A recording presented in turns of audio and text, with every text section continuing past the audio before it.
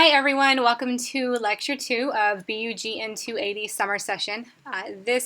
In this session today we will talk primarily through the business writing process, which is a three-step process of planning your messages, writing your messages, and editing and finalizing your messages. And then we'll talk a little bit about persuasive writing as another form of writing style, informational, analytical, and persuasive being the three we'll talk about over the course of the semester. We'll close the lecture with an introduction to basic business letters as our next writing format and the assignment that goes with it, as well as take a look ahead about what we will be doing tomorrow. So as you've probably already recognized, business writing is not like creative writing. Our goal with business writing is to be clear, concise, and efficient, and the words we use, the language we use, how much we write, what we write, who we write to, all of those details together in an organized piece of communication that is able to be received by our audience in the manner in which we intend it so that they understand and can take the action that we want them to take with our writing.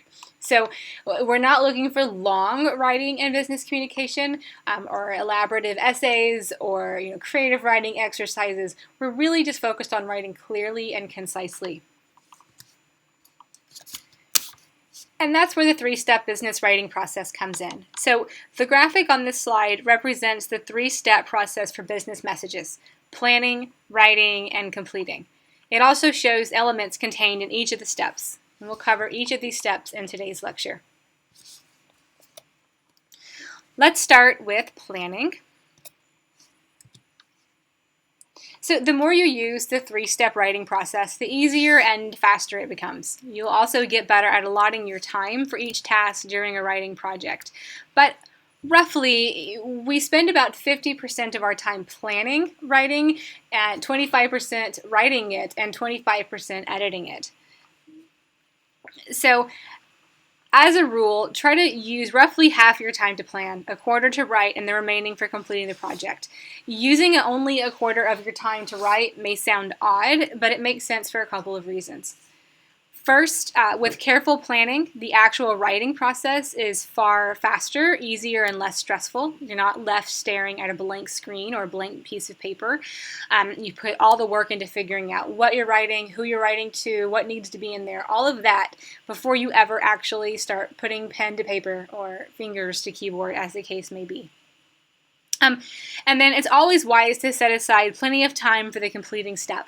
Right? If you rush through the completion phase, you run the risk of spoiling all your hard work with delivering poor quality messages. These can run anywhere from an overlooked detail, an incorrect or inaccurate detail, a typo, or easy grammatical mistake that you should have caught, and can really affect the quality and efficacy of your message. So additionally, this 50-25-25 time allotment can vary significantly from project to project. Start with 50-25-25 now as a guideline and use your best judgment for each project going forward. So every piece of business communication takes place in a particular situation, meaning you have a specific message to send to a specific audience under a specific set of circumstances. So making the right choices starts with defining your purpose clearly and understanding your audience's needs.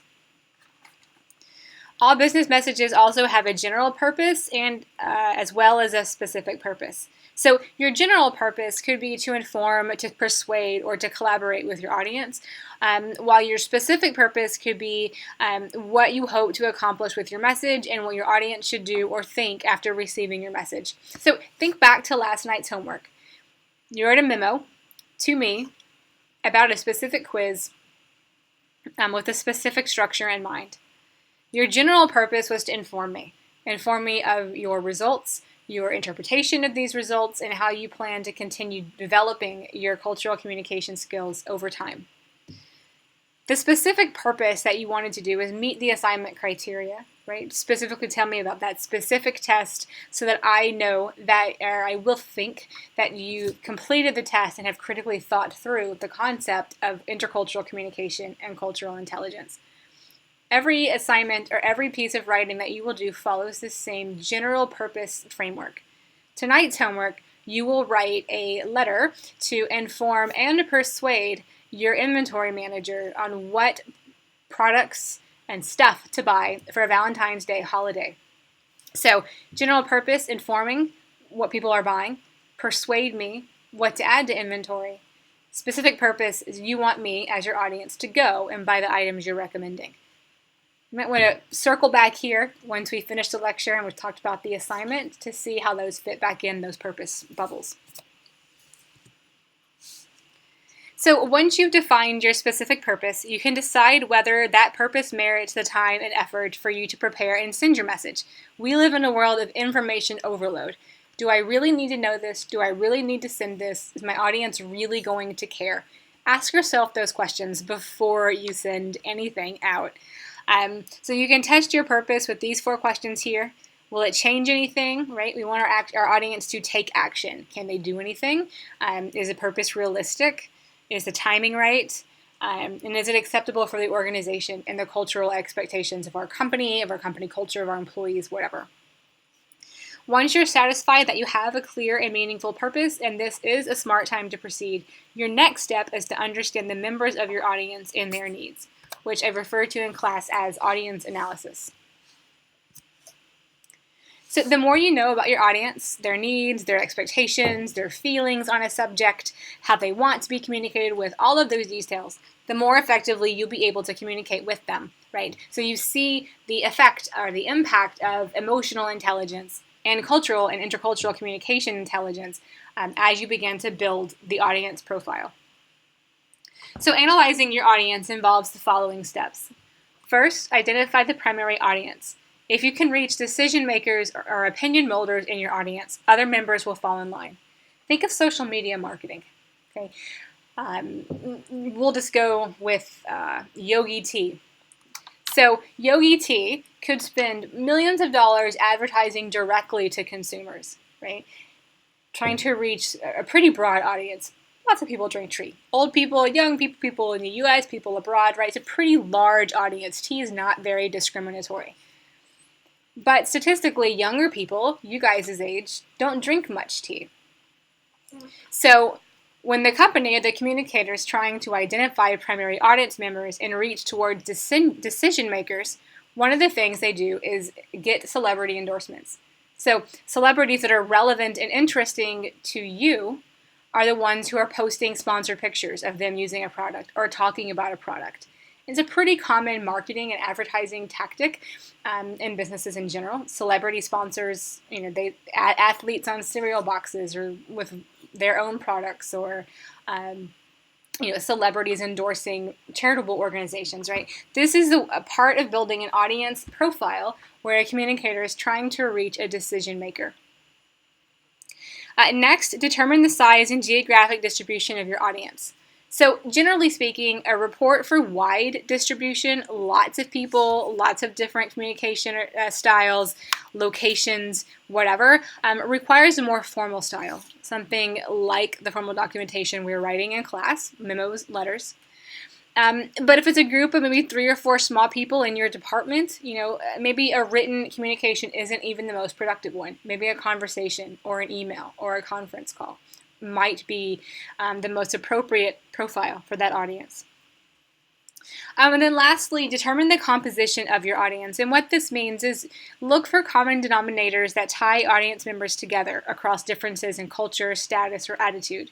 Include evidence that touches on everyone's area of interest, right? So we all are affiliated with Montclair State University. You guys are students, and I'm faculty. We have totally different needs. So consider all the mail you get from campus, right? And you will see in the subject line of those mails, there's general mailing lists, students or all campus. I see faculty ones as well, right? So as they've built those lists, they just determined the composition of the audience. Is this something only students care about?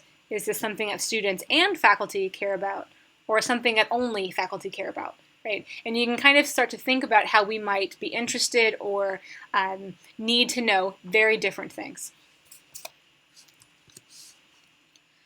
You also need to gauge your audience's level of understanding. If audience members share your general background, they'll understand your material without difficulty. If not, it's your job as a communicator to educate them. But include only enough information to accomplish your objective. Everything else is irrelevant. So, in our classroom, you could say to a student sitting next to you, what did you get on your CQ quiz last night? They're going to know exactly what you're talking about, right? The same level of understanding. If you ask someone in the next class, what did you get on your CQ test last night? Not going to have a clue what you're talking about. Maybe think you're a little crazy. And in either case, you wouldn't be saying to your classmate, do you remember yesterday the teacher told us about intercultural communication and she said blah, blah, blah, blah, blah, blah, blah. Hey, by the way, what did you get, right? Concise, brief. Only what you need to know to accomplish your objective. If your objective is a what did you get on the question, you don't need to explain what the quiz was about, right? Also, understand your audience's expectations and preferences. Will members of your audience expect complete details, or will a summary of the main points suffice, right? Do you need to provide a completely detail-oriented, shot-by-shot recount of what happened at work yesterday for your immediate supervisor who's concerned with the minutia of all everyday jobs, or just high-level bullet points for your general manager who only needs to know a couple of very specific things? Forecast your audience's probable reaction. So I mentioned this in class yesterday when I talked about breaking good news or sharing good news up front and breaking bad news with some diplomacy, right? If you expect a favorable response, or if you're sharing kind of neutral information, you can generally state conclusions and recommendations up front and offer minimal evidence, right? Think back, we talked about the parking garage, right? The parking rates in Carpe Diem or Red Hot go down, we say, hey, great news, rates are cheaper. If you expect skepticism, hostility, people to be upset, introduce conclusions gradually and include more evidence. So back to the parking example, it was, due to limited parking slots and competition for spaces, we've had to increase the price to whatever, right? So a similar message, a price change in the parking garage, but two approaches to that message depending on if we're sharing positive or negative news. Okay, after you've defined your audience's information needs, be ready to satisfy those needs completely. An audience or person you've sent communication to should never come back to you with questions or with missing information. So one good way to test the thoroughness of your message is to use this journalistic approach. See whether your message answers the who, what, where, when, why, and how. Using this method, you can quickly tell whether a message fails to deliver. It will also help you when you go back to complete your message and make sure you got all the information and you got it correctly.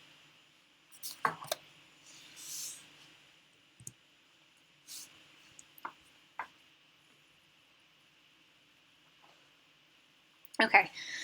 The quality of information you provide is every bit as important as the quantity. Inaccurate information in business messages can cause a host of problems, from embarrassment and lost productivity to serious safety and legal issues. You can minimize mistakes by double-checking your information. And by working hard to be accurate, you'll also avoid any ethical problems in your message. Messages can be unethical if important information is omitted. So it's not necessarily about lying, it's about not sharing important information. So make sure you include enough detail to avoid misleading your audience. And if you do make an honest mistake, which happened, take ownership of it. Contact the recipients of the message immediately and correct the error. A kind of common example I see in my inbox often is like a sale. I'll get a flyer from Bed Bath & Beyond that says a 20% sale ends today. And then I'll get an email that says, oops, no, just kidding, it's 15% and it ends today, right? So mistakes happen no matter how careful we are in editing, proofreading, feedback, peer review, whatever. Mistakes happen. We're only human. The ethical and professional thing to do is to admit the mistake, own the mistake, and simply do your best to correct the mistake. This will preserve your integrity and your reputation and honesty and trust, which are incredibly critical factors in a professional environment that, once broken, can be extremely difficult or impossible to rebuild.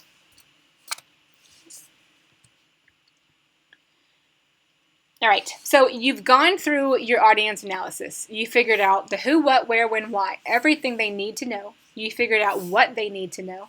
You have figured out what matters to them, how to approach it.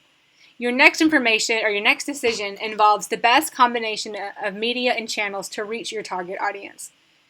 The medium is the form a message takes. The channel is the system used to deliver the message, right? So the distinction between the two isn't always crystal clear, and some people use the terms interchangeably, but these definitions are a good way to think about the possibilities for business communication. So they're here on your screen. A good one here is the oral medium, right? Yesterday, I spoke to you in class. Today, I'm speaking to you through a webinar, right? Still orally communicating, two different channels of delivery. It's also important to note that most media can be distributed through more than one channel. So whenever you have a choice, think through your options to select the optimum combination. In fact, most media, particularly at work and in business places, is distributed more than one channel, right? You might have a written report that is delivered to everyone that also includes a presentation given by the CEO. Yeah, we've covered all three different mediums at once. So the simple way to break them down is here on your screen. You have about 6 different combinations that you could work from to deliver the maximum combination of channel and medium. Since this is a primary writing class, the written medium is the one I like to focus on a little bit more in detail. There's 2 basic channels for written medium. The first is through print. Written and printed documents are the classic form of business communication. Memos, which we've already touched on, brief printed documents traditionally used for routine day-to-day exchanges. Letters are brief written messages sent to customers and other recipients outside the organization. So I'm going to make a really specific distinction there. Memos are internal. Letters are generally external.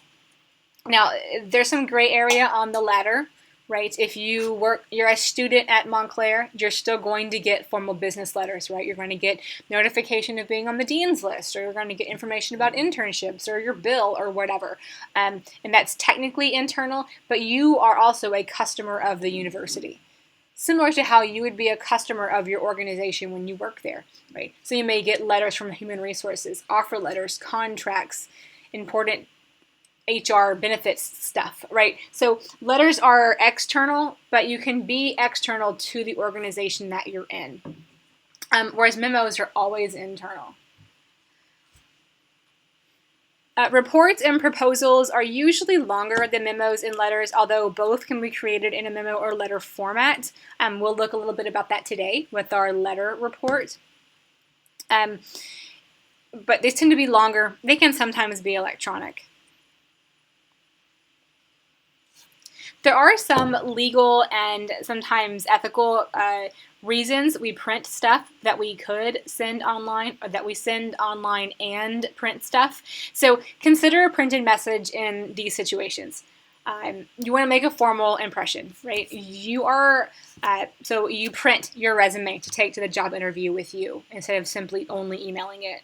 Or you're legally required to provide printed information. This applies up until very recently applied with bank statements, right? You can get them online, but you also had to have them by mail. This has changed, but it was pretty similar. W-2s are a perfect example. So your employer may give you your electronic W-2 when tax season comes around, but they're legally required to also give you, or at least provide you, the option for a paper copy. You want to stand out from the flood of electronic messages. Think you get 50 emails per day with sales or whatever special offers going on, but you get 1 postcard in the mail, right? Not that that would ever happen. We love spam mail too, but it would help you be distinct from a flood of noise or information. And lastly, you need a permanent, unchangeable, or secure record, right? Think about tracking a mail, right? You have a tracking number, or you have a certified receipt, something like that that gives you a permanent record. We can find personal life parallels for everything in the business environment. Obviously, if you can't reach a particular audience electronically, you'll need to use a printed message, right? They don't have email, computer access, whatever. You've got to send them a printed message, kind of like if grandma doesn't have a cell phone, you have to call her on the landline type of thing. So there are cases where you will have to send an email. And there are similar cases where you might have to send email and not a printed letter. Think about speed and cost. If we have to send 100 letters, we have to deal with the paper cost of printing it and putting it in envelopes, the postage cost of mailing everything, and then the delay in time for audiences to receive a message. So think about time and cost as well with printing versus digital communication. Written medium, digital channel, most business communication efforts involve this combination. Everything from 160 or whatever it is, character tweets, to website content, to book link reports, and electronic PDF textbooks.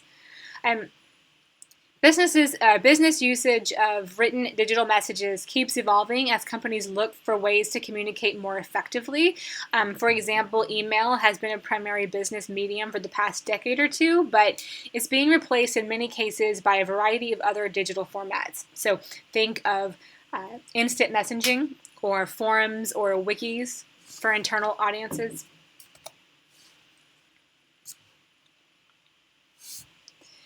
Once you've defined your ideas and outlined or diagrammed the structure of your message, you're ready to decide on the sequence you will use to present your points. And I've mentioned this a couple of times already, but here's a more robust slide to kind of interpret this. With a direct approach, the main idea, a recommendation, a conclusion, or a request comes first, followed by the evidence. You use this approach when your audience will be neutral about your message or pleased to hear from you. With the indirect approach, the evidence comes first, and the main idea comes later. Use this approach if your audience may be displeased or resistant to your message.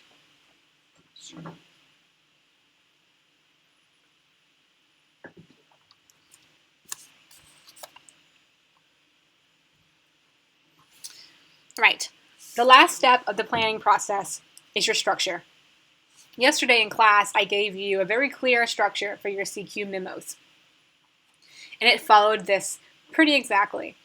So whichever outlining or organizing scheme you employ, start with your main idea, followed with major supporting points, and then illustrate these points with evidence. Okay. So the main idea helps you establish the goals and general strategy of the message, and it summarizes two things: what you want your audience to do or think, and why they should do so. You'll then support your main idea with major points that clarify and explain your ideas in more concrete terms. So if your purpose is to inform and the material is factual, your major points might be based on something you can visualize or measure. When you're describing a process, the major points could be steps in the process, and so on. After you've defined the main idea and identified supporting points, back them up with evidence and examples that will help your audience understand, accept, and remember your message. And make sure that you find examples and evidence that are not only compelling and complete, but also accurate and concise. So, using these 3 points here, let's think back to the CQ memo from last night. Number 1, start with the main idea, right? Establish your goals, general scope of the message. I told you that should be what you scored on the test, right? On the CQ test. Your main idea is where you currently are. Paragraph number 2 was whether you agreed or disagreed with the results, not with the quiz, with your results of the quiz, right? This explains your score in more concrete terms. And then lastly, I asked you to provide how you are going to continue to grow these skills because they're important, right? And I asked you to provide one piece of evidence, one statistic, one quote, or one supporting example that reinforces why this is important. So every message aligns to this. Your assignment tonight, worthwhile to note, very similar. Your main idea will be to inform me that you've done an analysis of retail spending and you're going to help me make inventory decisions. Major points are going to be what's selling. What are people buying? What have they historically bought? What are they projected to buy?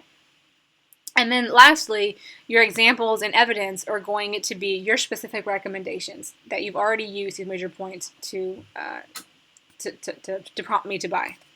So same structure, very different messages. Again, this might be a good slide to return to when we've completed talking about the assignment.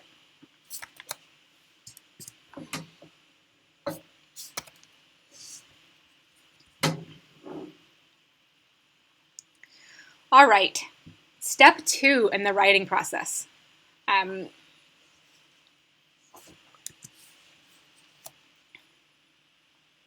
In a business communication, we use what's called the audience-centered approach. This is basically where you try to see a subject through your audience's eyes. You can project this approach in your message by adopting a you attitude. That means speaking and writing in terms of the audience's wishes and interests, hopes, and preferences. So we've talked about this conceptually through EQ, CQ, but this is the time to really start talking details about how those pieces kind of form this framework.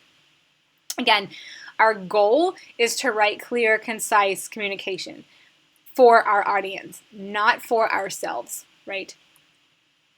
So in terms of how to actually do this, assuming you've done your audience profile and your audience analysis we talked about in the writing or the planning step, there's a few specific things you can do. On the simplest level, you can adopt the you attitude by replacing terms that refer to yourself and your company with terms that refer to your audience.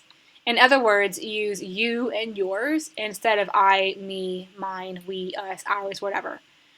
Of course, speaking from your perspective is appropriate when you're offering your opinions, but even then, be sure to focus on your reader's needs, right?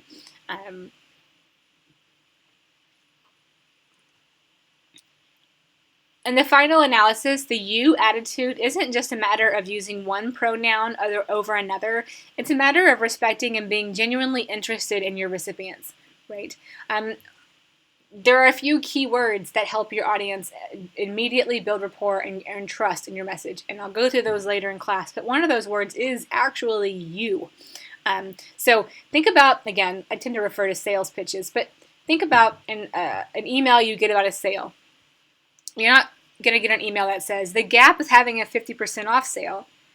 They're going to say how you can save 50% at the Gap this weekend, right? So turning the tables on, not talking about me or my company or whatever, talking about my customer, my audience, your needs. As we already talked about, be sure to consider cultural attitudes and the policies of your organization. In some cultures, it's improper to single out one person's achievements because the whole team is responsible for the outcome. In that case, use the pronoun we or our.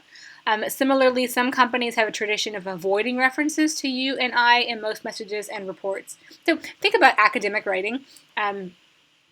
We're doing very business writing in this class, but other classes you take, you'll do very academic writing. And one of the tenets of true form academic writing is to never use a first person pronoun. So you cannot use you or I, not first person. You cannot use I or me in academic reports. So it's one of the things we have to learn is to write kind of abstractly. And that's very similar to this you-based attitude. But instead of abstracting ourselves into a third person, right? So if I was writing a research paper, I wouldn't be able to say something like, my team and I discovered this. I would have to write, the researchers discovered, right?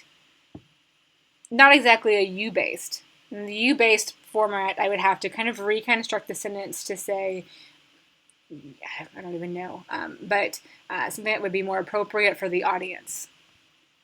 That doesn't really focus on what my team did. It focuses on what my audience can benefit. So let's take a look at a full example of an audience analysis. This is, if you don't know, Professor McGonagall from the Harry Potter series. I assume you're all familiar. Professor McGonagall is the head of Gryffindor House, and she's known for being strict and stern and not a fluffy lady. So if we were to do a complete audience analysis of her, what does she want? How does she want it? What's her background? What are her emotions? What are her expectations? We might come up with an audience analysis profile pretty similar to the one on the screen, right? She is a very detail-oriented lady. want factual, accurate, quick information. She's no dummy, very smart, doesn't need background or explanation or learning, just appreciates sincerity, short, painless communication, probably wants some evidence. And in this kind of scenario, Professor McGonagall is very similar in personality types to any business executive, right? Clear, concise, appropriate level of detail, no spin, sincere, evidence-based information, right? So as you're thinking of your audience, sometimes you don't know the answers to all this question and you have to kind of generalize and pretend your audience is really homogenous, right? Something like students versus business students versus BUGN 280 students versus Professor Ryan's BUGN 280 students. The level of granularity will change with every audience that you have, but the audience profile and the development of that really doesn't. It just tells you factors that you need to consider. And as you go out into the business environment and you have superiors or employees or partners and clients, you'll be able to continuously flush out this profile and refine it over time, because these audience profiles, even if it's the same person, do change and evolve. By being courteous to members of your audience, you show consideration for them and foster a more successful environment for communication. Some situations require more diplomacy than others. If you know your audience well, a less formal approach might be more appropriate. However, when you're communicating with people who outrank you or with people outside of your organization, an added measure of courtesy is usually needed. So I said yesterday to dress for the job you want, not the job you have, right? And always dress one step maybe above what's required. Think of that in terms of diplomacy and respect as well, and tactfulness, right? Always give a little bit more than is minimally expected of you. It builds relationships, builds rapport. You look much more respectable, professional, first impressions, all that good stuff. Your relationship may change, become less formal as you build upon that, nurture that relationship, that network. That's the time to pull back and to be more informal. But going in, always give more so that you don't run the risk of undershooting what you actually need. Written communication and most forms of electronic media require more tact than oral communication. When you're speaking, your words can be softened by your tone. You have nonverbal communication clues to use. You can adjust your approach accordingly to the feedback you get, right? But you lose all of that in the written word. So if what you have written on an email, on a blog, on a whatever offends someone, you may never even know it. So always try to think in terms of how is your audience going to receive this. Getting feedback, having someone else proofread. Important steps we'll touch in the editing and completing phase, but always having another opinion or perception can help you avoid tone issues that you're completely oblivious to because you didn't intend them in a way they might be received by someone else. Sensitive communicators understand the difference between delivering negative news and being negative. Two different things. So never try to hide negative news, but look for positive points that will foster a good relationship with your audience. So if you must correct or criticize someone, don't dwell on that person's mistakes. Instead, focus on what they can do to improve. In addition, if you're trying to persuade your audience to perform a particular action, point out how doing so will benefit them. In general, try to state your message without using words that might hurt or offend an audience. Substitute euphemisms, milder synonyms for terms with unpleasant connotations. That way you can be honest without being harsh. However, remember that you walk a fine line between softening the blow and hiding the facts when using euphemisms. So consider this example. Say we are all employees of a pizza shop. And think of someone's name, Tom. Tom is always late. He's the worst delivery driver that we have, and he's just constantly making deliveries late. Pizzas are complaining. Customers are complaining about their pizzas.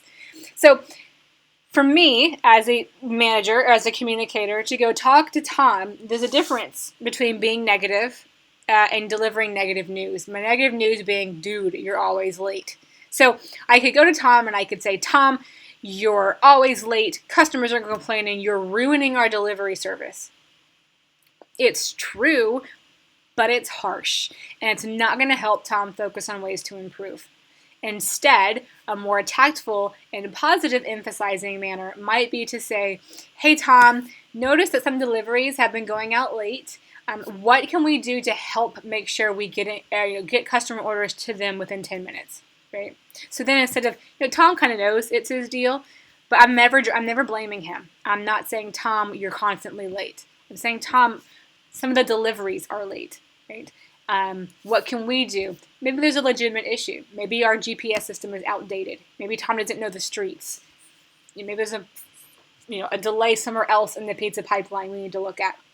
So Tom can improve, the problem can correct itself, and no one has to be nasty to the other person.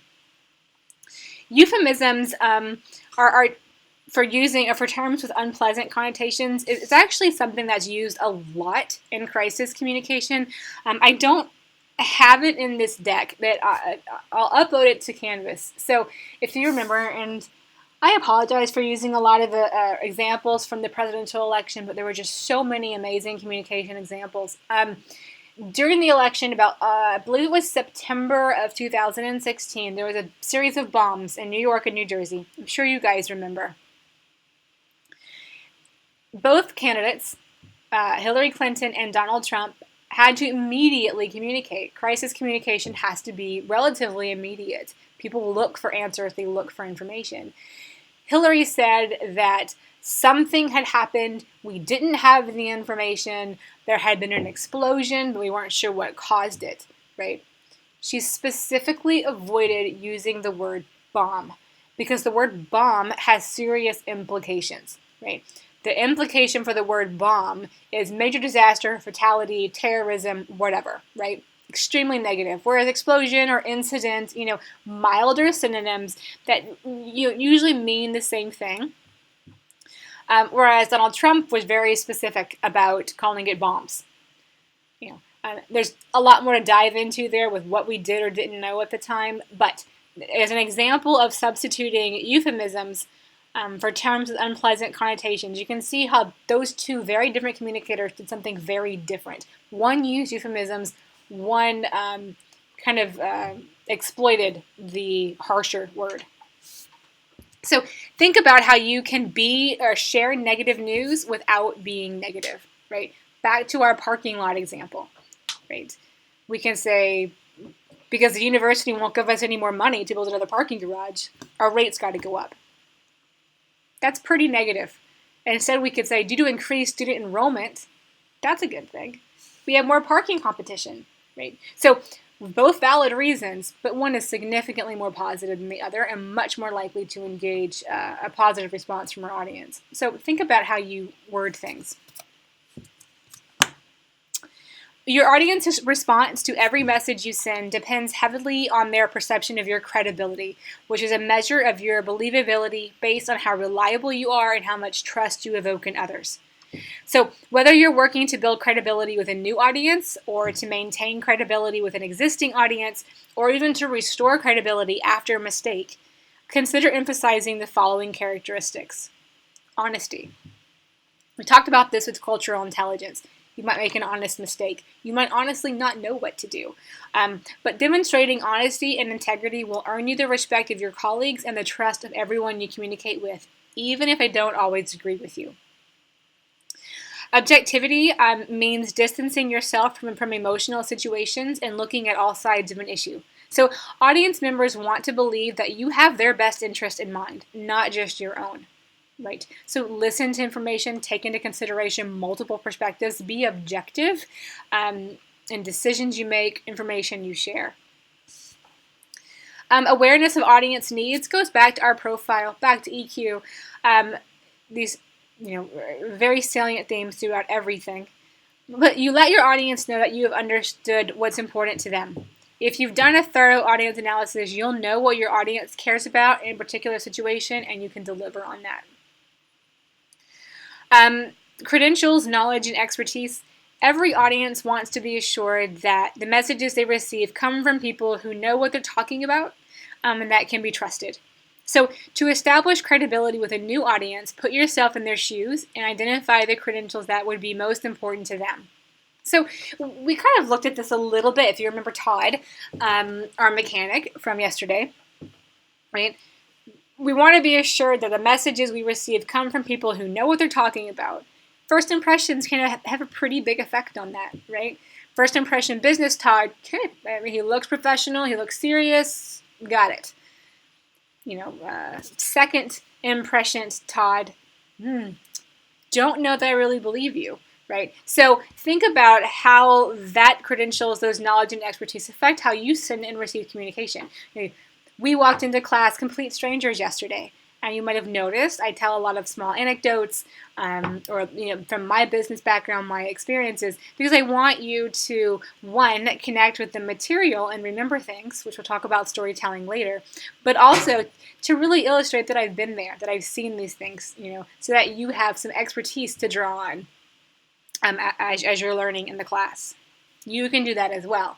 Your degree, your experiences, your background, your specific areas of expertise, we all have them. Use them.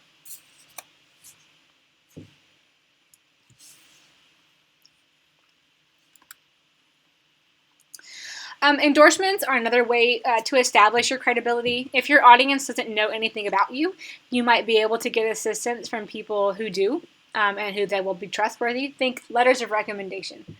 Letters of recommendation, whether it's for an internship, a job, or whatever, are an incredible form of endorsements because they are a letter written voluntarily by someone who knows you well and can speak on your behalf, and the letter is forwarded to professionally through the recipient, right?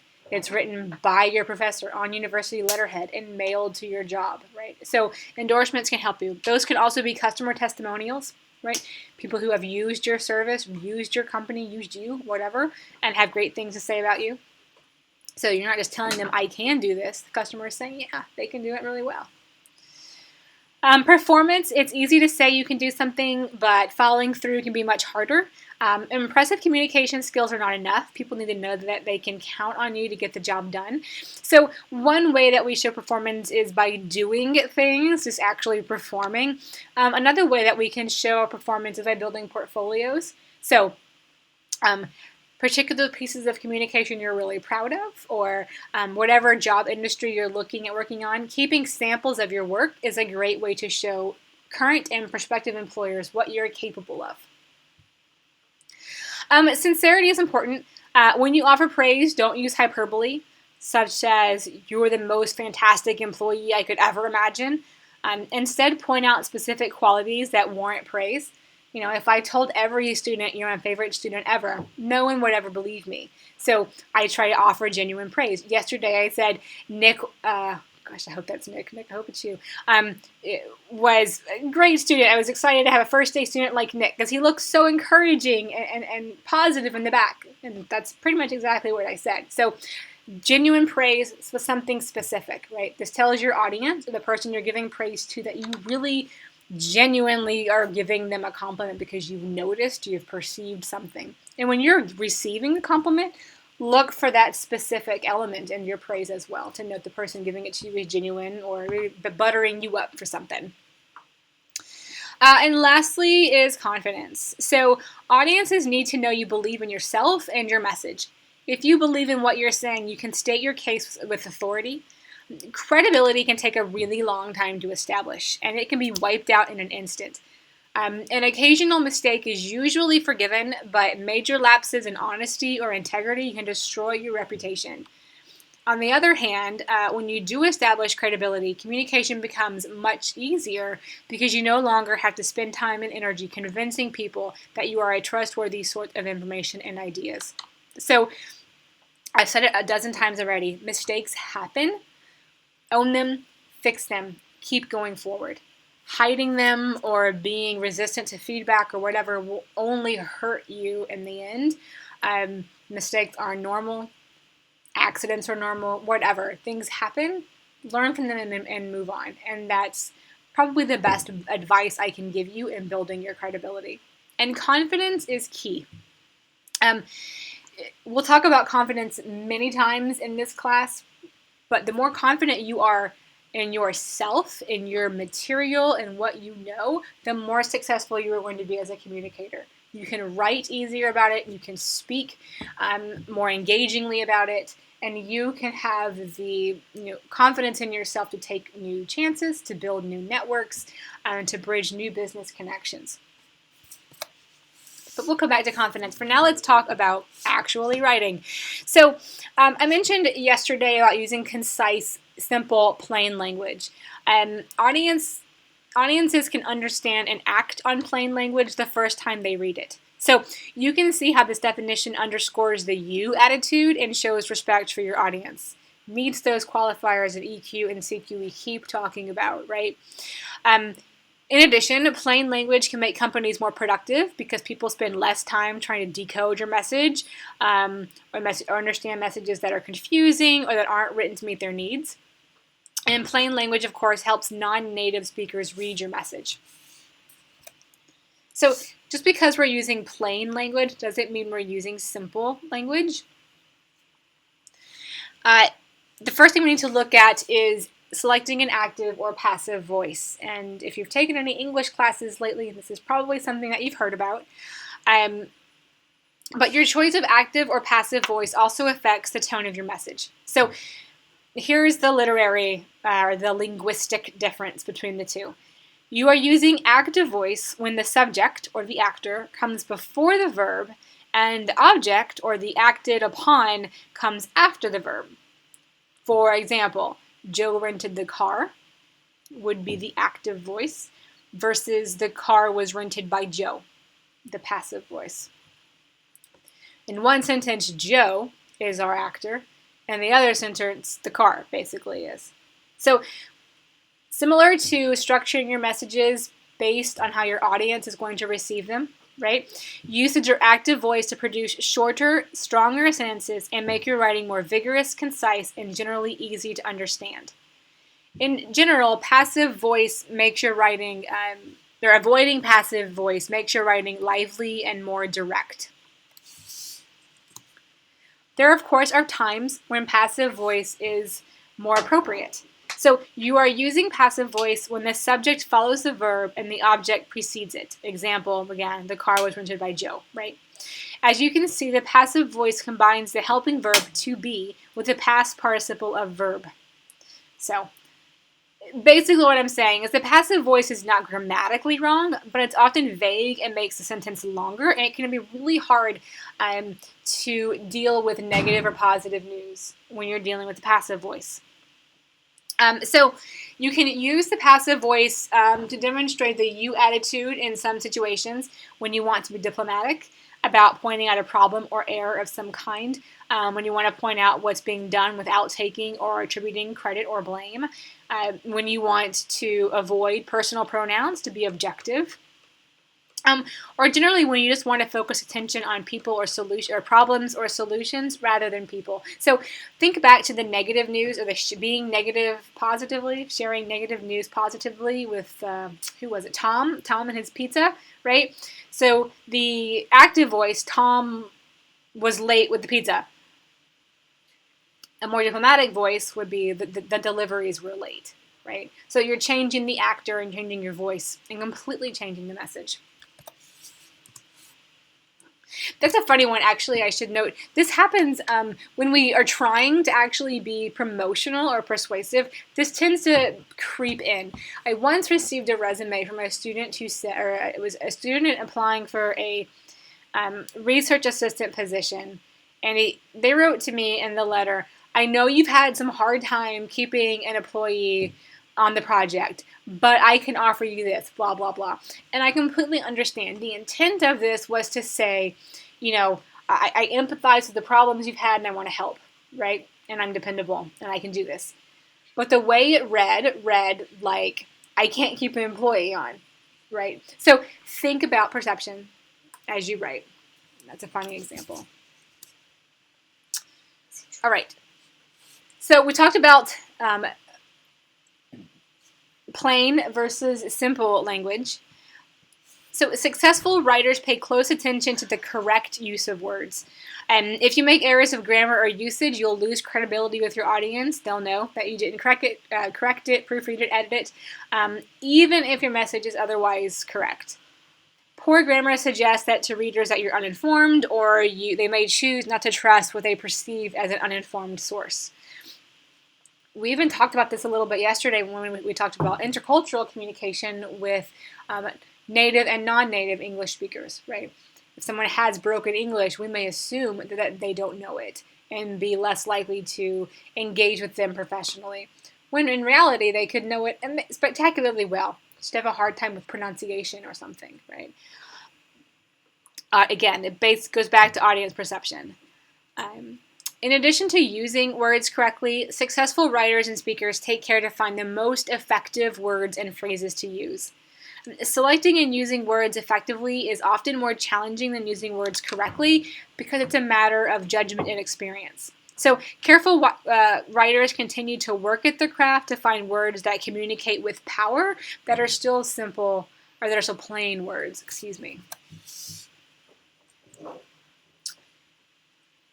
So the idea here is to communicate powerful emotions, powerful sentiments, whatever, but not send your audience running for a dictionary. So when you compose business messages, look for the most powerful words for each situation, and these are some tips that can help you. Choose strong, precise words that express your thoughts most clearly, specifically, and dynamically. Nouns and verbs are the most concrete, so use them as much as you can. Adjectives and adverbs have obvious roles, but they often evoke subjective judgments. Things like very and really, not good. Verbs are powerful because they tell what's happening in the sentence, so make them dynamic and specific as well. Additionally, choose familiar words. I just mentioned this. You'll communicate best with words that are familiar to your readers. However, keep in mind that words that are familiar to one reader may be unfamiliar to another reader. So, a dictionary word of the days are really cool, but not everyone understands them. And we want audiences to, if you're writing something for a large audience, we want to be as homogenous as possible. If it's a specific person, maybe we can get more creative in our vocabulary. Avoid cliches and buzzwords. Although familiar words are generally the best choice, avoid cliches. These are terms and phrases so common that they have lost some of their power to communicate. Buzzwords are newly coined terms, often associated with technology, business, or cultural changes. So the careful use of a buzzword can signal that you're an insider, someone in the know, on top of trends. But using the term too late in their life cycle can mark you as an outsider desperately trying to look like an insider. And lastly, use jargon carefully. So jargon is the specialized language of a particular profession or industry. It can help you communicate with people in those groups, but if they're not in that group, it can completely polarize your audience, right? So if you're talking to a colleague in your department, or if you're a doctor talking to a fellow doctor, whatever. But if you're not in that industry or that department, or if they're not a doctor and you are, right, you have to kind of change your language to make sure you're speaking common terms. You ever heard the phrase, speak in plain English, or that's all Greek to me, or something like that? Those colloquialisms really are emphasizing the importance of speaking plainly without jargon. And the doctor example is a great one, right? If you are at the doctor's office and you've got two doctors discussing what's going on with you, they're probably going to use a lot of medical jargons, acronyms, terms for things we've never even dreamed of. But when they turn around to explain it to you, they use plain, easy to understand language, right? We call that bedside manner. So think about who you're talking to and what they'll understand, again, like we've already said before. Lastly, in writing, let's talk a little bit about paragraph structure. An effective paragraph deals with a single topic. And the sentence that introduces that topic is, big surprise, called the topic sentence.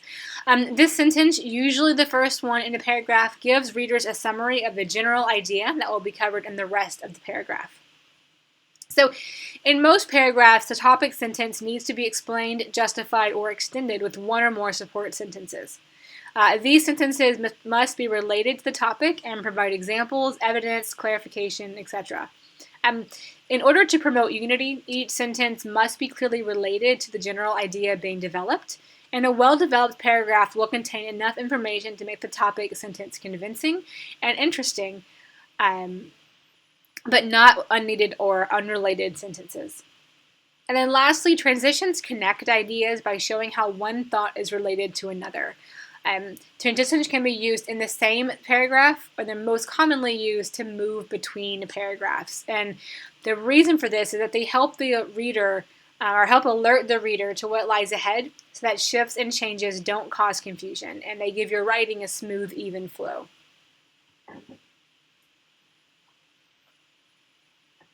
So here's an example. Let's say we're writing our holiday menu. I'm really hungry right now thinking about food. So my topic sentence could be, let's say, next month is Thanksgiving and it's time to make our Thanksgiving menu. Topic sentence. This tells me that talking about Thanksgiving, talking about food, talking about what we need to cook, right? My next several sentences could be, for the main course, I'd like to have turkey with vegetables or maybe a ham. Sides include baked potatoes, corn, whatever. And lastly, for dessert, we'll have traditional pumpkin pie, right? All in all, it should be a great Thanksgiving menu. Okay? So the topic sentence was simply, this is what's coming, this is what we're going to be talking about, food menus. I had several support sentences that discuss elements of the meal, a main course, a side dish, a dessert, as well as a summary sentence. And inside that paragraph, I use transitions to talk about each course, right? So a totally off-the-cuff example, but you can see how these elements of the paragraph work together to deliver one cohesive packaged message. And paragraphs can be really anywhere, around about 100 words is a good paragraph. That's usually, about 4 to 5 sentences will give you something around 100 words, right? And so each of those paragraphs is one little capsule of information. You transition to the next.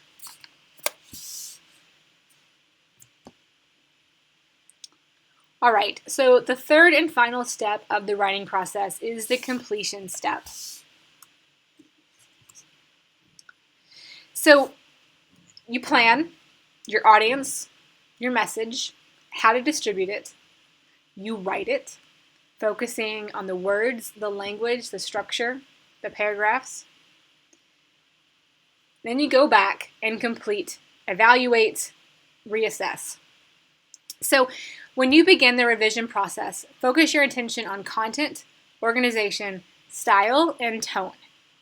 To evaluate the content of your message, make sure it is accurate, relevant to your audience, sufficient for their needs, and balanced between general and specific information. Once you're satisfied with the content of your message, you can review its organization by asking these questions. Are all your points covered in the most logical order? Would a different sequence be more effective? Do the most important ideas receive the most space? Are they placed in the most prominent positions? Is anything redundant or unnecessary? Are things grouped together logically or scattered? Once you know you've got your organization down, then look at your tone. Is it formal enough? Is it informal enough? Is it too casual? Is it too negative? Is it too positive? Go back and look through that. Here I'll break again and quickly mention tonight's homework on the retail data analysis assignment. In that assignment, you will be tasked with analyzing data and making recommendations. So think about your organization. You can't make recommendations until you've done your analysis, and you can't convince me that I should follow your recommendations until you've both proven that you've done your analysis and provided your recommendations, right? So think as you're writing, does this make sense logically? Can my audience pick up this with having no background and follow along easily? Oh, sentence length. Varying your sentence length is a great way to maintain reader interest and control the emphasis given to major and minor points. So look for ways to combine a mixture of sentences that are short, up to 15 words, medium, and long. Each has its advantage. Short sentences can be processed quickly, easier for non-native speakers, very clear. Medium length are useful for showing relationships. Think of these are your combined sentences, your and, buts, and or sentences. Long sentences are great to convey complex ideas or lists, summarizations. Each has a disadvantage, right? Too many short sentences in a row can make your writing choppy and disconnected. Think of when you first learned to read and you read books like See the Ball. The ball is blue. Sam likes blue. Sam likes balls. Sam likes blue balls. I'm just realizing the irony of that example. But keep going, and adding and mixing up your sentence length will help your cadence and your writing flow. Medium sentences, because they're always focused on combinations, may lack the punch of short ones and the informative power of longer ones. So these tend to be our run-on sentences. And then long sentences can be really hard to understand. There's too much information and too hard to skim. So mix up your sentence length. That will help your writing and your cadence and keep your audience reading with you. Think of a novel. If you were to go and pick up a book, like an actual fiction book that you're reading, and kind of count the words in each sentence, you'll notice that variety of sentence length because it keeps you reading, keeps you engaged, and authors know that. Keeping paragraphs short. I just said the average paragraph is about 100 words.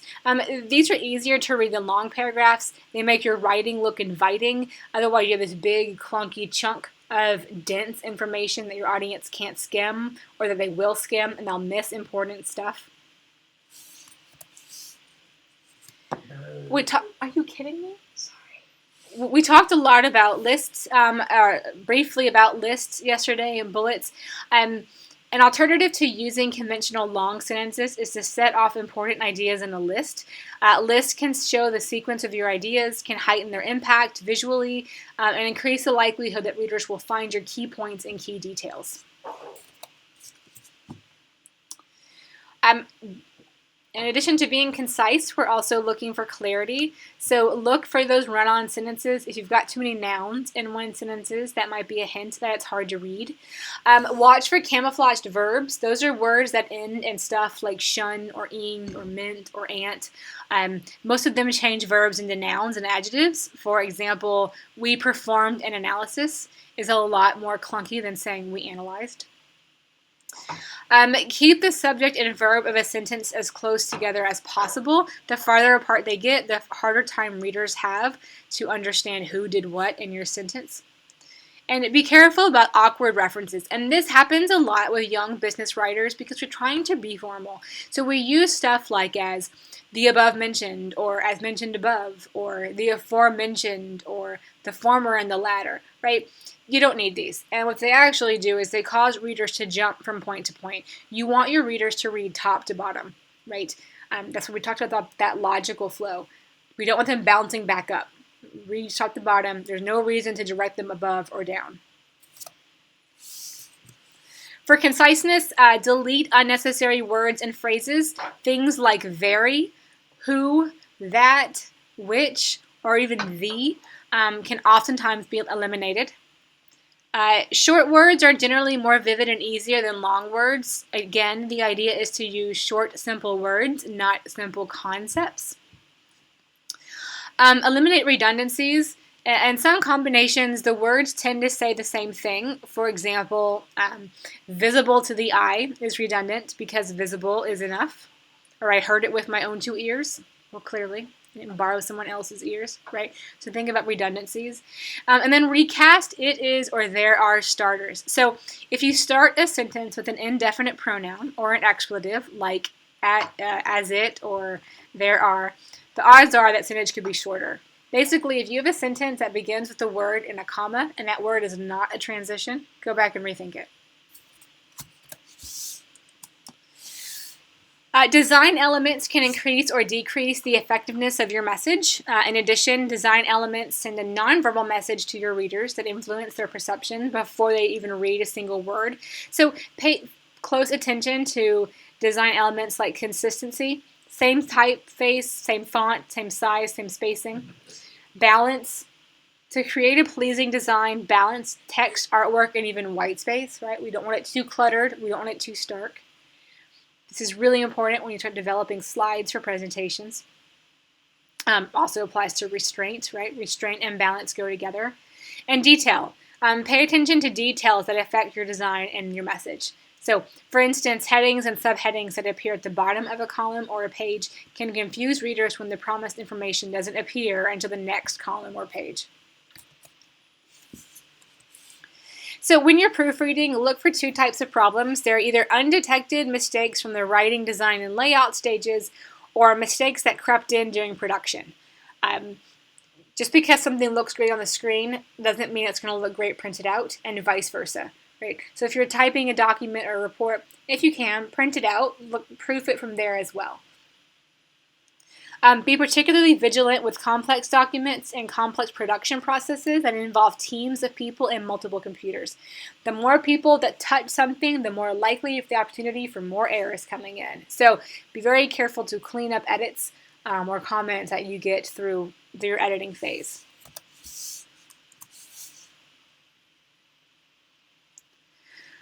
All right, so there is a phrase that says quick proofreading is not careful proofreading. Rather than a casual scan up and down the page of the screen, proofreading is actually a methodical procedure where you look for specific problems. A few hints: make multiple passes, go through the document several times, focusing on a different aspect each time. Look at the details or the metadata, look at the formatting, whatever, then look at paragraph by paragraph. Use perceptual tricks to keep from missing things that are in plain sight. Try reading pages backward or placing your finger under each word and reading it silently. Reading the document out loud is one of the best ways to proofread. You'll catch grammar and punctuational and typographical mistakes. You'll also catch cadence and sentence length mistakes. Double check high priority items, names, titles, dates, addresses, and numbers. Make sure a person's name is spelled correctly when you write them correspondence. And if possible, give yourself some distance. Don't try to proofread immediately after finishing the document. Let your brain wander off to new topics, then come back later on, with a fresh view.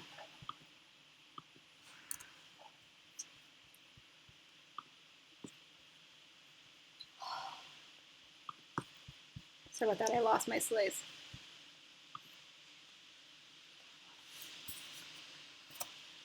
Maintain your vigilance. Avoid reading large amounts of material in one sitting, and try not to proofread when you're tired.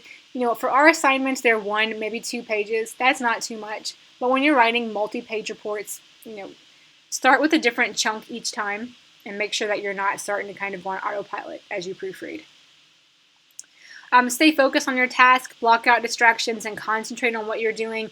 Watching the TV or listening to music may actually help as you're writing, but when you're proofreading, it's nothing but problems. Print and review complex digital documents. I missed that. And take your time. Again, quick proofreading is not careful proofreading.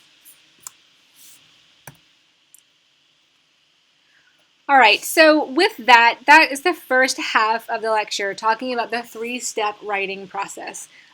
Again, 50% on planning, which includes understanding your audience, their needs, their expectation, the information you need to share, the approach you need to take. The writing is 25% of actually getting your message to paper, figuring out your paragraphs, structure, your topic sentences, how to tie your ideas together. And then the completing phase is going back, proofreading, getting feedback, editing, making sure that you haven't introduced inadvertently errors that are going to affect the quality of your message. So we'll use that 3-step writing process for every single thing we do in class. So if you can kind of get the steps together, although your time budgets may change as you use the process more often, the same sequence of events and the same checkpoints of each are incredibly important in business communication. So for the second half of this lecture, I want to talk about persuasive writing and how that 3-step writing process really moves into persuasive messaging. Normally, in class, I would ask for a definition of persuasion within a business context. But since we're not in class together, I'll go ahead and just tell you. Persuasion really is the attempt to change an audience's attitudes, beliefs, or actions. So here's a couple of examples. Persuasive messages ask audiences to give something of value, like money in exchange for a product, or take substantial action, like changing a corporate policy or voting for something. And because of this, they are more challenging to write than routine messages. These two are obviously advertisements, and of course, advertisements aren't the only example of persuasive business writing, but they're a good mental placeholder since they're something we're all familiar with. Successful professionals understand that persuasion is not about trickery or getting people to act against their own best interest. It's about letting audiences know that they have choices and presenting your offering in the best possible light.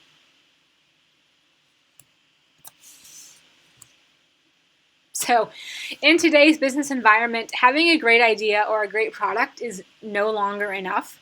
Think again, advertising. Right here, every day untold numbers of good ideas go unnoticed and good products go unsold simply because the messages meant to promote them aren't compelling enough to be heard above the competitive noise. So I don't know that hamster baby feeders or a salad-flavored Jell-O was ever a good idea, but they were real products that were out there, and regardless of whether they were good products or bad products, they failed and partially could have been the persuasive messaging behind them.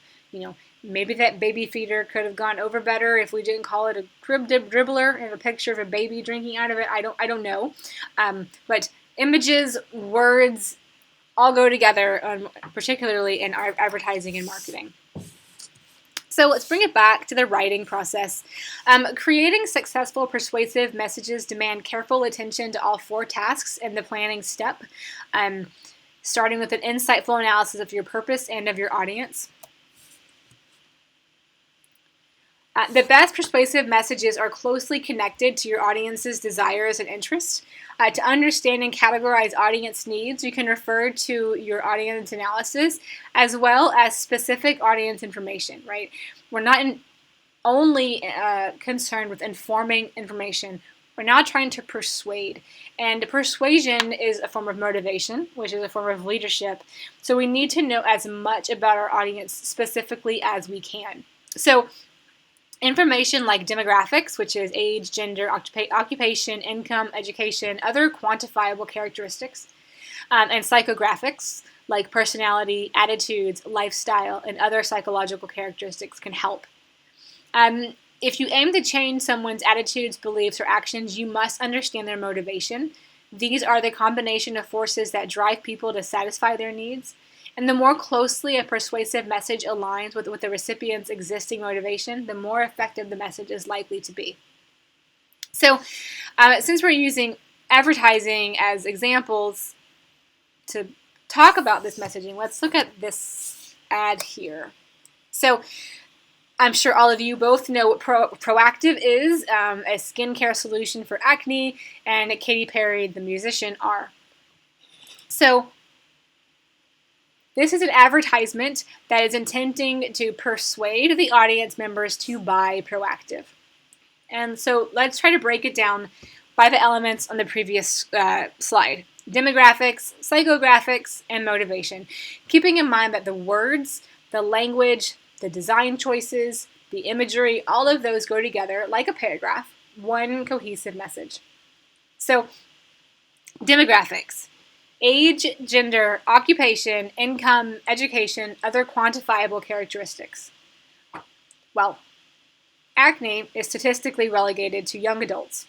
So we have a celebrity who, at least at the time of the ad, was very popular with young adults, right? We didn't choose someone, my age on here. Went a little younger for its right audience. We also chose a woman. So demographics may lean more heavily to young women. So that's age and gender. Occupation, income, education. You can look at the language on here. It's talking about free gifts. The low price is very emphasized. So both of those can be kind of evidence to a market that doesn't have a huge amount of money. to spend on products, or may have no money, but they rely on their parents buying it for them, right? So we can kind of make some inferences from education and income. Psychographics, personality, attitudes, lifestyle, other psychological characteristics. Look at the language here and the visual. So the visual here is Katy Perry with a strawberry ring, looking pretty cute, right? So it says here in the language, I'm not polite, I'm proactive. When it comes to breakouts, Katy Perry is not polite. She fights back with new proactive with microcrystals. It's faster and gentler and guaranteed to work or your money back. Right. So we can make the case that this is geared towards young, empowered women who want results fast, who are going to take control of their own skin, and that want a guarantee of a result. Right. Lastly, motivation, the combination of forces that drive people to satisfy their needs. There's a lot here. There's a low price. There is a kind of mental attitude of the language here, not polite, fierce, fast, fight back, right? I'll talk about motivation. Fast and gentle reads as a guarantee. None of us like walking around with pimples. We want it to act, we want it clear up right now. If you read in the below, there's some 2 free gifts, summer body bonus. We want our face to look good and the rest of ourselves. So it can be more of a lifestyle motivation. So there's nothing about this advertisement that's unintentional. Colors, images, words, size of words, what words are emphasized, the product sizing, all of that is intentional to craft the most compelling and proven persuasive message possible. Whether it's visual or written, persuasive messaging works the same way. It's also fair to note that persuasive messaging can be kind of generally uninvited and occasionally unwelcomed. We get a lot of advertising, we get a lot of spam mail, a lot of people trying to sell us something or get us to do something. So that you attitude is more critical than ever. You can encourage a positive response to your persuasive message in a number of ways. Persuasive messages are usually positive because you're promoting an idea or product you believe in. The message seems forthright and direct. In a low context culture might seem rude or intrusive. In a high context culture, a really interesting kind of experiment there is liposuction or body sculpting billboards.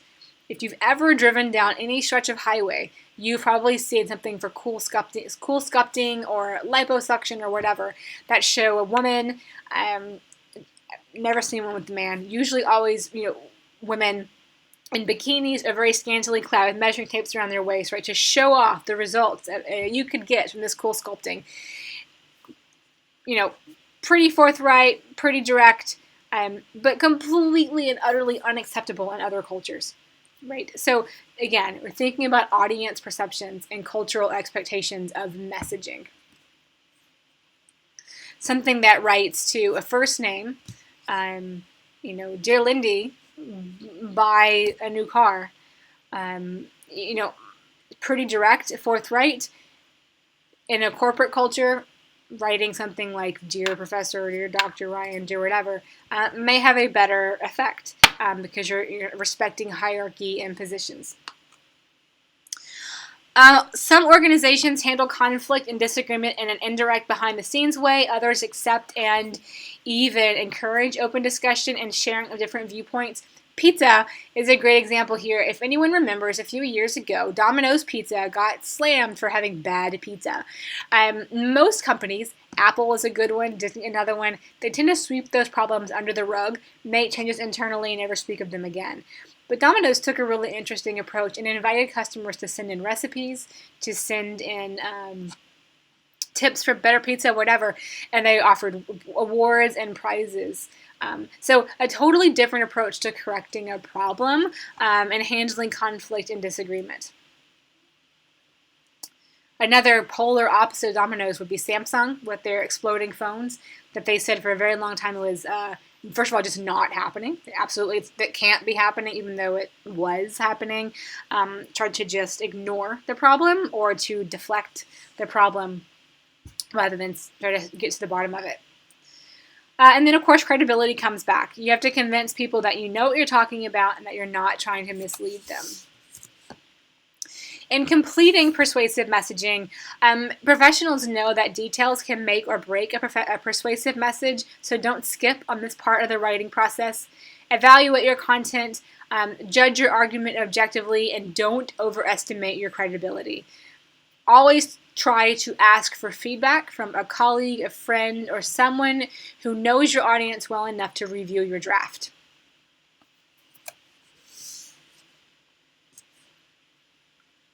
All right, so within the context of the three-step process, effective persuasion includes 4 essential strategies, which is framing your arguments, balancing emotional and logical appeals, reinforcing your position, and anticipating objectives. I'm going to talk through each of those elements individually. So, many persuasive messages follow some variation of an indirect approach. One of the most commonly used variations is called the AIDA model, which organizes your presentation into 4 phases of this anagram. I think that's right. Attention. Your first objective is to encourage your audience to want to hear about your problems, idea, or new product, whatever that may be. Interest. Provide additional details that prompt your audience members to imagine how the solution might benefit them. Desire, help them embrace your idea by explaining how the change will benefit them and answering any potential objections. And then action, suggest the action you want your audience to take and include a deadline when applicable. So you can kind of think through from anything from the most simple to the most complex business thing. A proposal, right? I propose we build a new business school on campus to better equip our 21st century students. I don't know. Interest, why? Additional details that prompt learners to imagine how it might benefit us. Reach more students, have more cutting edge technology, right? Desire, help them embrace your idea by explaining how it will benefit them, right? Cost potential, better quality students, better quality faculty, better rankings in the university network, right? Save some money somehow, right? And then action could be reach out to a contractor or apply for a grant or whatever.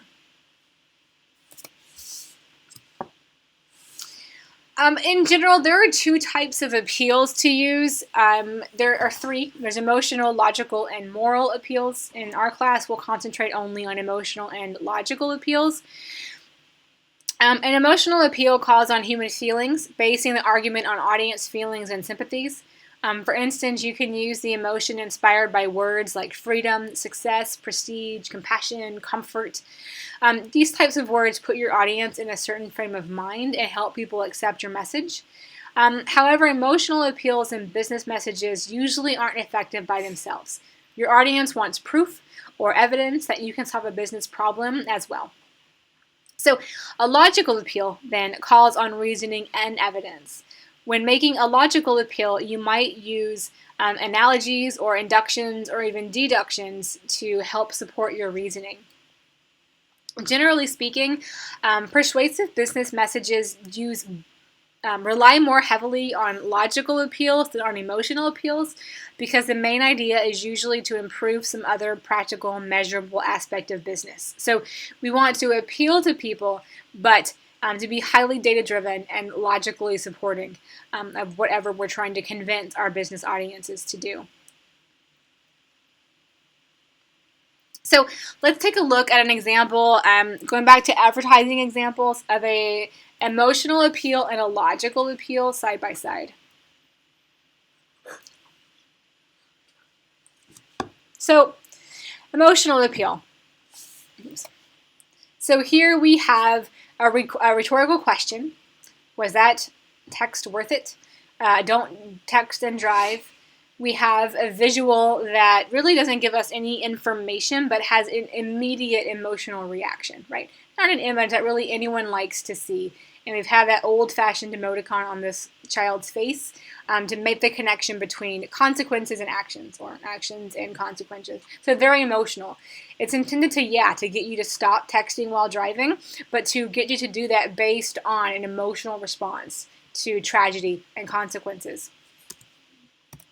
Here's a similar ad. This is a logical appeal on a stop smoking. See, we have a very similar image on the screen. Very different, but very similar. We still have a body that has been affected by the thing we are rallying against. But instead of a rhetorical question, we have information, data, and evidence, right? We have about 440,000 Americans die each year from diseases related to smoking. 90% of them started as teen smokers, right? So 2 different ads, ironically from the same people, but 2 totally different approaches. Both of them have some emotion in them, but one has significantly more logic, more evidence, more data, and it's not playing on that emotion, right? We have feet. We have brighter colors. And the other ad, we have darker, more somber colors. We have something that's obviously a kid, right? So the exact same thing, but a completely different interpretation based on how we're trying to persuade our audience. I'm kind of dark with that example, so I'm going to lighten it back up. Every method of reasoning is vulnerable to misuse, so verify your arguments carefully. Don't generalize hastily. Make sure you have evidence before you draw conclusions. Avoid circular reasoning. This is something like saying, we know temporary workers cannot handle the task because temps are unqualified for it. It's like, your proof and your evidence are basically identical. Make sure you have something that's solid. Attack the argument your opponent is making, not your opponent's character. We call this ad hominem. Attack the problem, not the person. Avoid oversimplification. Most things aren't either or black-white. So don't try to reduce a complex situation to something like that if it's not that simple. If you can't isolate the impact of a specific factor, you can't assume that it's the cause of whatever effect you're discussing. So, for example, you lowered prices and your sales went up, right? But were lower prices really the cause? Maybe sales increased because better advertising campaign or changes in the weather, or maybe your competitor's out of stock, right? So be very careful about cause and correlation. Avoid faulty analogies. Be sure that 2 objects or situations being compared are similar enough for the analogy to hold.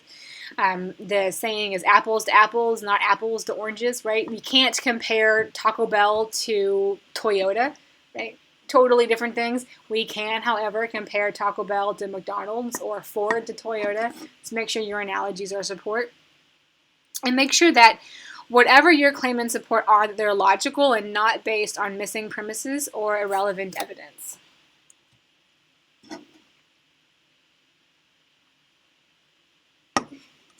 So after you've worked out the basic elements of your argument, look for ways to reinforce your position. Are your claims supported by believable evidence? Do you have data? Do you have research? Next, examine your language. Again, look for those more powerful words to convey your message. Use vivid language and abstractions carefully and honestly. In addition to individual word choices, consider using metaphors and other figures of speech.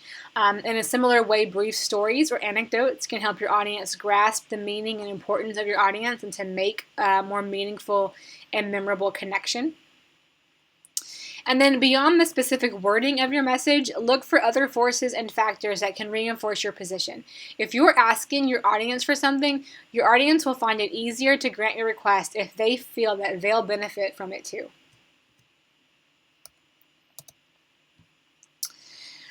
When you believe in a concept or project, it's easy to get caught up in your own emotions and forget to see them from the audience's perspective. So when putting together persuasive arguments, avoid common mistakes like hard sell. Don't push. No one likes to be pressured into making a decision. Persuasion is a process of give and take. So a persuader rarely changes another person's behavior or viewpoint without altering his or his own views in the process. Great arguments matter, but logic is only one part of the equation. We are people, we are human, we are emotional animals. So connecting with your audience on the right emotional level and communicating with vivid language can help bring your argument to life. And then remember always that persuasion is a process. It's not a one-time event. So more often than not, persuasion involves listening to others, testing a position, developing a new position, more testing, more compromise, and so on. Think of commercials, right? Of commercial as a form of persuasive messaging. A commercial for McDonald's today is very different than a commercial from McDonald's a year ago, 5 years ago, 10 years ago, 50 years ago, right? So still persuading people to come eat at McDonald's, but what that actual message is has changed over time. As audiences have changed, perception has changed, situations have changed, etc.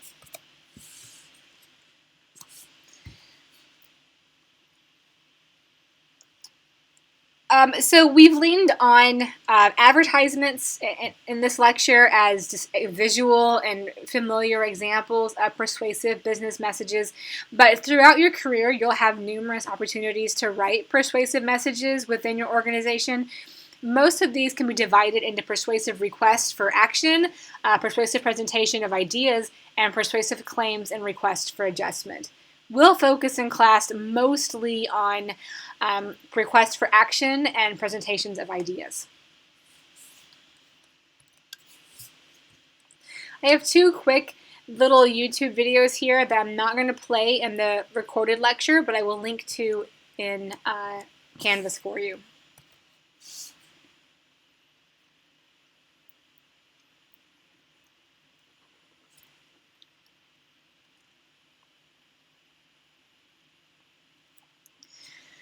So ultimately, persuasive writing is important because it helps you sell an idea or a product, convince your audience, and reassure them that you are the best choice. And the most effective way to write persuasively is to tell a story, right? About your company, about your data, and about you. I'm going to cross over very briefly into analytical reports and analytical writing. Because your next assignment is half and half persuasion and analytical. Most workplace reports fall into these three categories. Informational reports, these offer data, facts, feedback, other stuff without analysis or recommendations, very similar to your CQ memo. Analytical reports offer both information and analysis, and they can also include recommendations. And then lastly, proposals present persuasive recommendations to internal or external audiences. So the nature of these reports can vary widely depending on circumstances, but no matter what the circumstances may be, try to view every business report as an opportunity to demonstrate your understanding of your audience and your ability to contribute to your organization's success.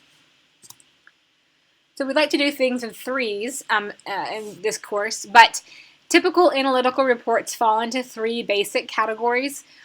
Reports to assess opportunities, to solve problems, and to support decisions all require data, just maybe different types of data, which we'll talk about in more depth in later lectures. When you're writing an analytical report, make sure that you give yourself some unstructured time that's not included in your 50% planning structure to explore the general subject area. Read blogs, publications, visit competitors' websites, interview experts within your organization.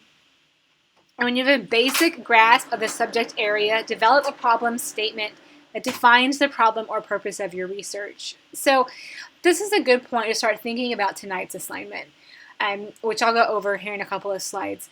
But I've mentioned that you're to review some data on Valentine's Day and to make an inventory recommendation to your audience. So to parallel that here with this particular message on this slide, that unstructured time is the time you need to spend looking at the data, right? The more familiar you are with your subject, which in this case is national retail data for Valentine's Day spending, the more confidently and competently you're going to be able to write about it. When working with data, whether it's numerical data or qualitative data, we have to be very careful in how we translate it or how we communicate it to a new audience. I know that you guys are all familiar with what plagiarism is. Maybe it's verbatim copying someone else's work. Obviously, we want to avoid plagiarism. It's a serious academic and ethical problem. But there are ways that you can repurpose other work in ethical, proper ways, or cite it in proper ways. So quoting would mean that you produce it exactly as you found it. What sets this apart from plagiarism is that you cite it, right? You say exactly where you got it from. Too much quoting creates choppy patchwork of styles and also gives the impression, frankly, that you're lazy and that all you've done is piece together the work of other people. So you can maximize the impact of secondary material in your own writing by paraphrasing it, that is restating it in your own words with your own sentence structures. This helps you maintain a consistent tone and avoid choppy feels. Still credit the source, but you don't have to use quotation marks. And a summary identifies main ideas and major support points from your source material, but it leaves out details, examples, or other information that is less critical to your audience. So as you're writing, you're obviously going to be leaning on the data from the National Retail Federation, but what I don't want you to do is plagiarize their reports. So if you're going to quote, type it verbatim, attach it in quotes, and cite it that it's from the NRF, or paraphrase it, but still make sure that I know what you've pulled from the NRF. And that also applies if you're using other data. Now, with this particular assignment, students will often pull data from other sources, Hershey, I'm trying to think, Valentine's Day, just other Hershey or other Forbes, other sources. So that citation helps me know where exactly you got it from in case I want to fact check your work.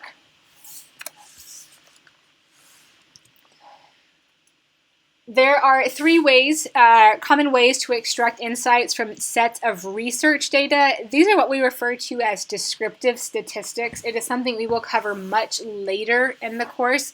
If you are not familiar with descriptive statistics, Google it. We all learned these in middle school. These are the 5 different averages: mean, medians, modes, averages, and mean, median, mode, range. Sorry, alarm went off. I lost my train of thought. Basic descriptive stats that we need. But when you're communicating statistics or numerical information, you need to know the difference between especially these 3 averages. The mode is the most frequently occurring number. The median is the number in the middle. And then the mean is what we normally just call the average. But it is the sum of all the numbers added up divided by the number of items that we have. So there is 1, 2, 3, 4, 5, 6, 7 people's annual hourly pay rate here. We added them all up, divided them by 7. The average person gets paid $15 an hour at this company. So if you're communicating numerical information, be sure you know what your statistics mean.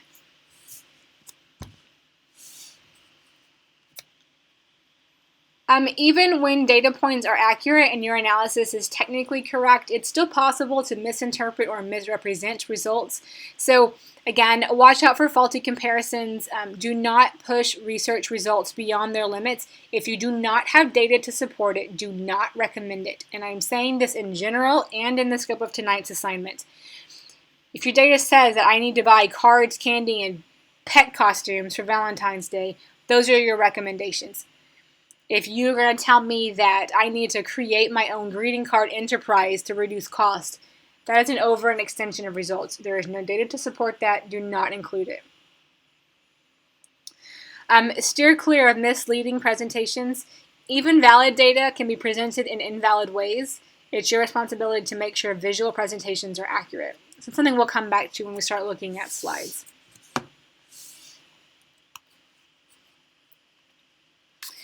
Summarizing your research, really, an unbiased summary, which is what you need to communicate in a business position, is free of your own opinions, conclusions, or recommendations. We're going back to the main idea, focusing on our analysis and evidence.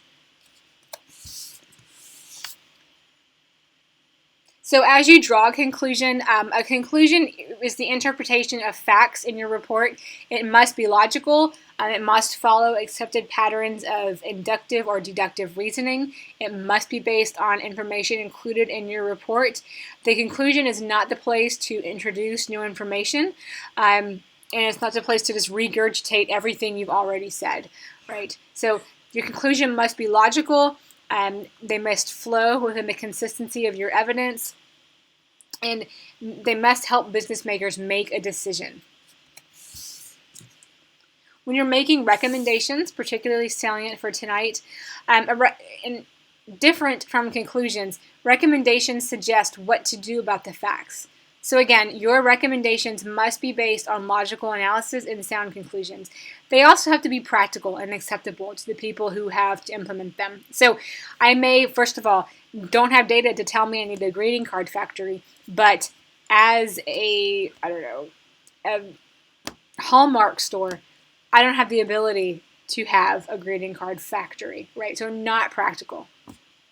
We do this assignment, actually, kind of funny, in fall using Halloween data.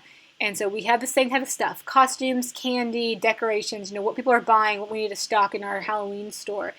One year I had a student tell me I need to grow my own pumpkin patch to reduce the cost of pumpkins in my store. And I thought, yeah, not a bad idea, but completely irrelevant when I'm at Spirit Halloween popping up, in an old shopping center. So think about the practicality to your audience. Writing analytical reports can be much different than writing informational reports, but simply because you have to deliver or do more than deliver information. You have to also analyze and present your own conclusions. When that's done, you have to write it in a compelling and persuasive manner. And these reports often convince people to make significant decisions. So they carry the added responsibility of consequences of such decisions. If you tell me to stock pumpkins in my Valentine's store and you convince me and I do it and we go bankrupt, that's kind of on me for being stupid. But I also relied on the analytical report. So you're also at fault. And that can create some legal responsibilities in certain contexts as well.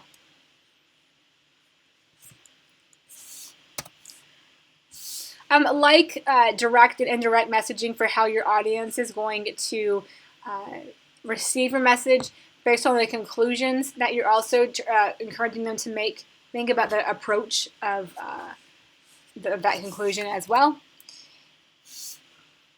If you expect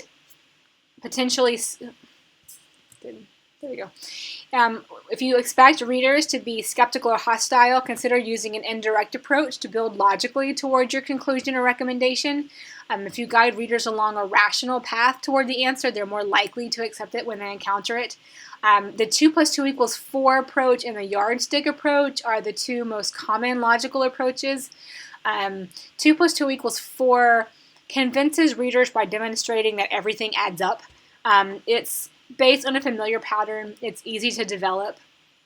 So this is the structure we usually go with first. It's raining outside. You have to watch the parking lot. You need to buy this umbrella, right? Rain plus inconvenience equals, okay, I'm by the umbrella. The yardstick approach is a little bit more complicated. It uses a number of criteria to decide which option to select from 2 or more alternatives. So the criteria become the yardstick by which you measure various alternatives. So it has a couple of drawbacks. First, audience members must agree with your criteria. If they don't, they won't agree with your results. Second, this approach can get tedious when you have a lot of options to consider. Think of buying a car, right? I might be looking for a car that has great space for my family and gets great gas mileage.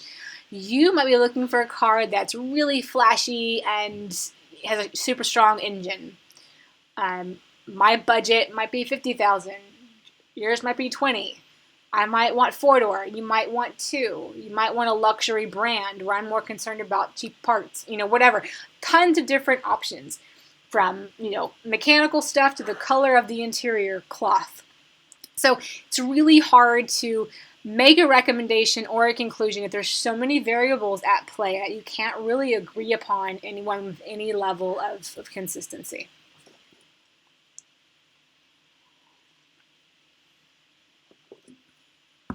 All right, so that's a huge amount of information for the second lecture. I think that covers chapters 4, 5, 6, then 9 or something. So really what we're looking at in this lecture is how to go into the business writing process well prepared to be successful, right? We started with planning out our message, understanding our audience, getting all of those pieces together, and then writing our message, completing our message, and making sure it's good to go. We've looked at informational reports quickly because that's what we're most used to writing. But in this lecture, we also transition to persuasive reports and analytical reports and the often symbiotic relationships between them. So that's it for lectures. So at this point, I want to move into talking about the homework assignments. And just like I did yesterday, I want to dive into the format first. And then just like yesterday, we'll kind of go backward. So your assignment for tonight is a basic business letter. It is a formal, printed, written document and follows many of the same constructs as a memo. This slide on the screen is not the complete letter format. There's some header information missing. However, there are templates and samples and all that good stuff on Canvas for you.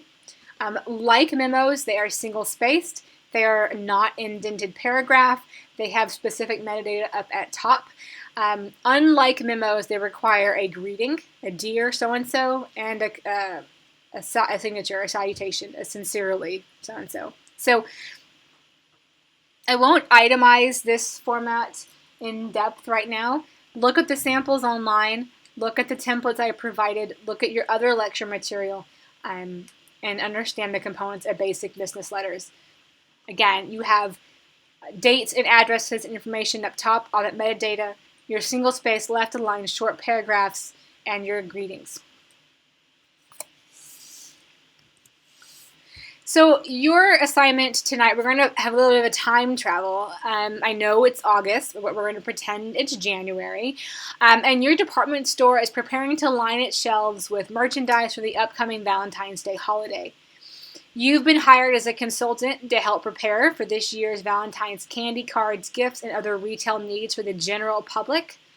For the past several years, our store has been run primarily based on gut feelings, stocking items entirely on historical knowledge or impulse, not data. So as a result, we've barely been turning a profit on what is one of the largest holiday spending opportunities of the year. Valentine's Day is actually number 3 in the top 5 most profitable holidays in the U.S. It goes Christmas, Halloween, Valentine's Day. So millions of dollars at stake here.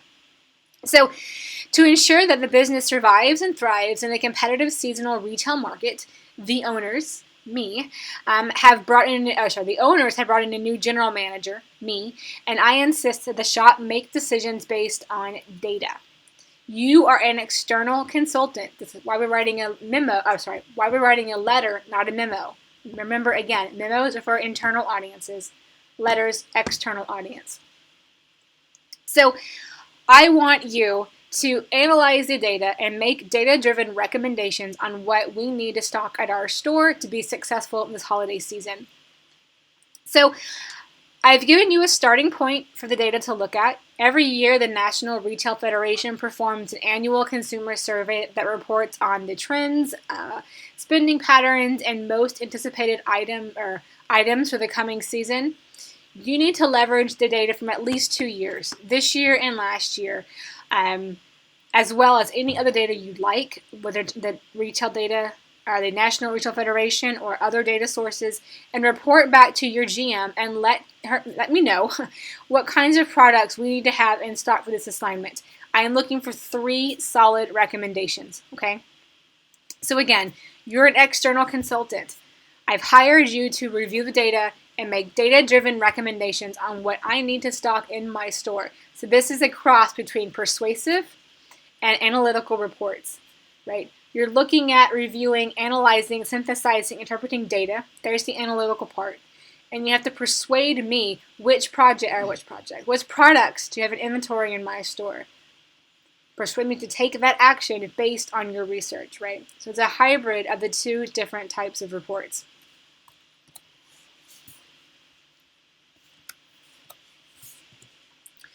Tips for success: be curious. Review all the data available. There's a lot there. There's everything from raw survey data to pattern and trend slideshows to infographics, right?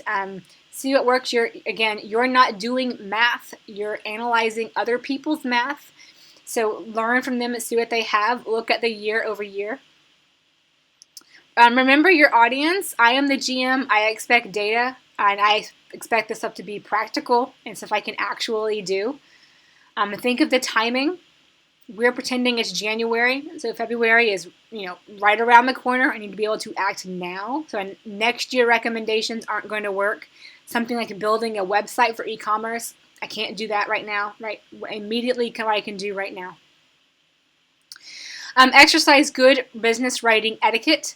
Think about everything we talked about in our audience analysis.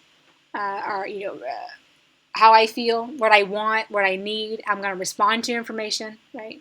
Who is the audience profile that you're writing to?